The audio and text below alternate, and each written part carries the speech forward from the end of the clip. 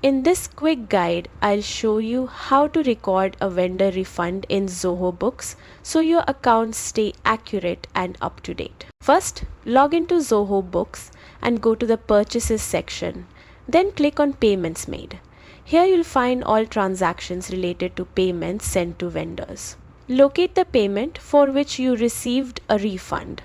Double check to ensure it's the correct transaction to avoid errors.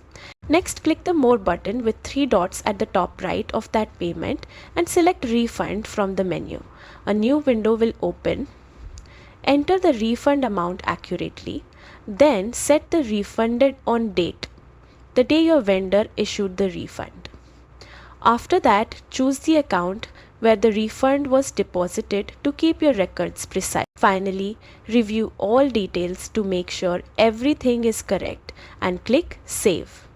The refund is now officially recorded in Zoho Books, keeping your financial statements accurate. By following these steps, tracking vendor refunds becomes simple and ensures your accounts always reflect the true financial picture. Like and subscribe for more Zoho Books tips.